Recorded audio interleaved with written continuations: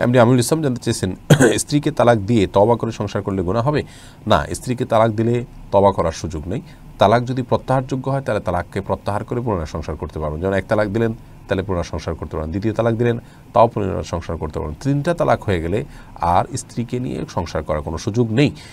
প্রত্যাহারযোগ্য তালাক কোনগুলো, কীভাবে তালাক দিলে স্ত্রীকে আবার পুনরায় ফেরত নেওয়া যায় সেরকম তালাক দিলে এটি চলবে, অন্যথায় তওবা করলেও কাজ হবে না। অন্যী ইউএস আইডি থেকে আপনি জানতেছেন, স্বামী পরনারে আসক্ত থাকলে স্ত্রীর করণীয় কি?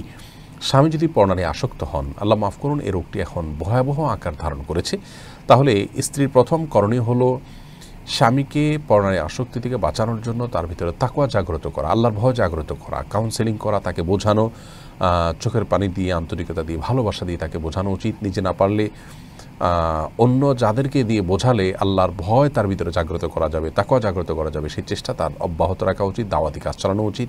সেই সাথে স্বামী নিজেকে সাজিয়ে গুছিয়ে যথাসম্ভব সুন্দরভাবে উপস্থাপন করবেন এবং স্বামীকে আকৃষ্ট করার চেষ্টা করবেন। স্বামী যাতে বিপদগামিতার দিকে না বাড়ায় সেই জায়গা থেকে নিজের সকল করণীয় তিনি করবেন ইনশাআল্লাহ বিইذনিল্লাহ। সেই সাথে তৃতীয়ত আল্লাহর কাছে খুব বেশি বেশি দোয়া করবেন, ইস্তেগফার করবেন এবং তার হেদায়েতের জন্য দোয়া চাইবেন এবং তার গুনাহ মাফের জন্য দোয়া চাইবেন। এই কাজগুলো তার করা উচিত।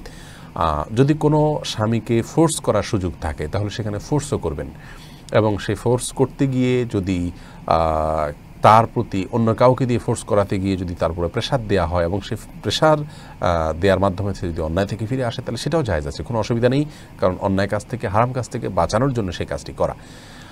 আর এর কোনোটি যদি করা সম্ভব না হয় তাহলে সেক্ষেত্রে স্ত্রী চাইলে স্বামীর এই অনাচারকে সয়ে তার সাথে সংসার করতে পারেন, এই জন্য তার কোনো গুনাহ হবে না। তিনি তার দায়িত্ব পালন করেছেন, তাকে সতর্ক করেছেন, এরপরও তিনি যদি অপকর্ম করেন তাহলে স্ত্রীর এখানে কোনো দায় থাকবে না, তিনি আল্লাহর কাছে সম্পূর্ণ দায়মুক্ত থাকবেন এবং তিনি এই ব্যক্তির সংসার করতে পারেন, কোনো গুনাহ হবে না, তার গুনাহ তাকে পাবে। ইসলাম শরীয়ত অনুযায়ী কারোর গুনাহ অন্য কারোর উপরে আল্লাহ তাআলা চাপিয়ে দেন না। ও আল্লাহ তাজিরু ওয়াজিরাতুন উযরা উখরা বলেছেন, আল্লাহ তাআলা বলেছেন যে কারোর বোঝা অন্যের উপরে চাপিয়ে দেওয়া হয় না বা অন্য কেউ বহন করবে না, বিধায় তার পাপের বোঝা সে বহন করবে। আর যদি এ ধরনের পাপ থেকে আপনার তাকে বিরত না রাখা, তার এ ধরনের পাপে সে লিপ্ত থাকার কারণে স্ত্রী তার সাথে সংসার করতে ইতস্তত বোধ করেন, তার কাছে অস্বস্তি লাগে, তার কাছে খারাপ লাগে, তাহলে সেক্ষেত্রে আপনার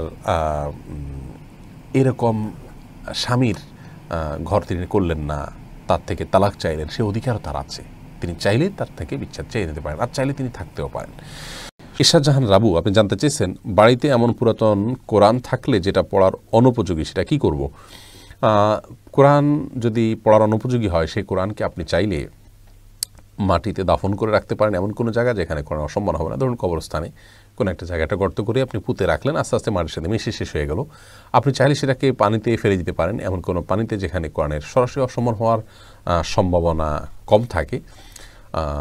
ধরুন ময়লা পানিতে ফেললেন না, ড্রেনে ফেললেন না, নদীতে ফেলে দিলেন, এরকম করতে পারেন।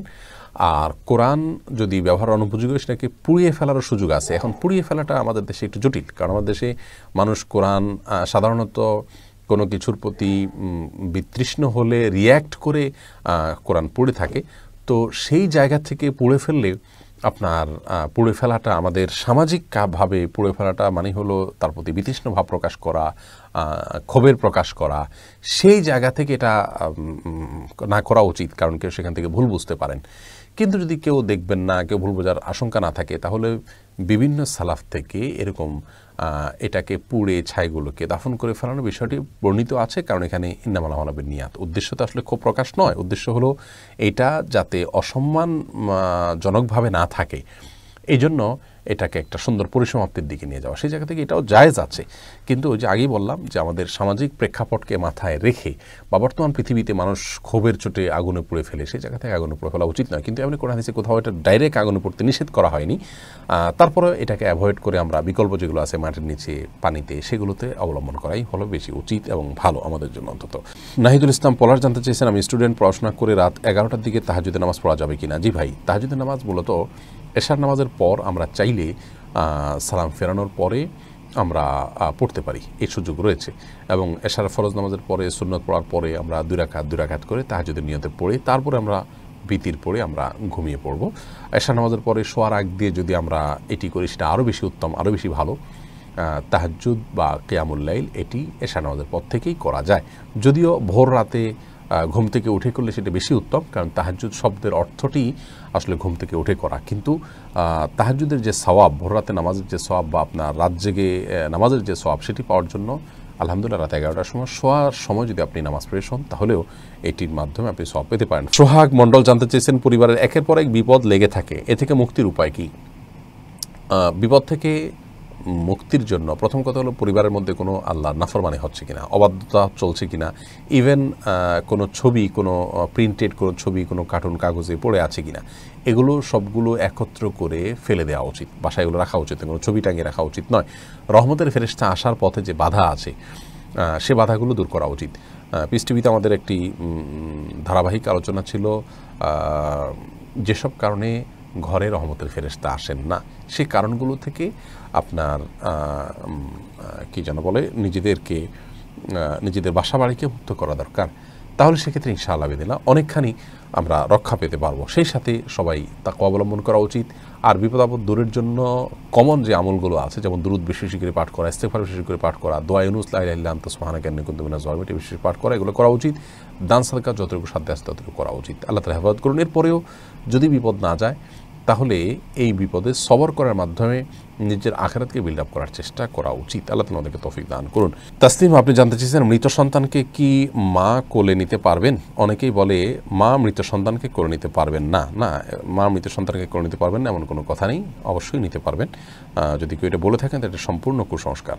আলামিন আহমেদ সিয়াম, আপনি জানতে চেয়েছেন, জন্মবারে চুল নখ কাটলে নাকি অমঙ্গল হয়, এক্ষেত্রে কি ইসলাম কি বলে?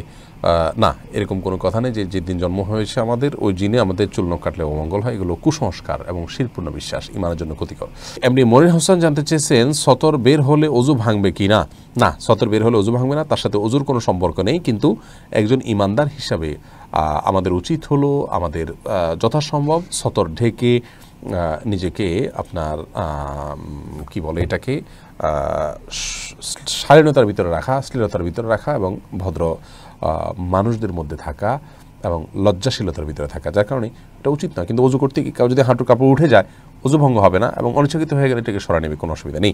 আফিয়া ইবনাত আনিসা, আপনি জানতে চেয়েছেন, শপথ করার পর শপথ ভঙ্গ করলে কি কাফারা আদায় হবে? শপথ করার পর যদি কেউ শপথ ভঙ্গ করে ফেলেন, তাহলে সেক্ষেত্রে শপথের যে কাফারা আছে সেই কাফারা আদায় করতে হবে। আর সে আদায়কে হলো, সে কাফারা হলো, ক্ষতিপূরণ হলো আপনাকে 3টা রোজা রাখতে হবে অথবা 10 জন মিসকিনকে খাদ্য দিতে হবে। কৃতদাস আজাদ করার অপশন আছে, সেটা আমাদের কাছে এই মুহূর্তে নাই, সেজন্য আমরা এই দুটি অপশনের কথা বললাম।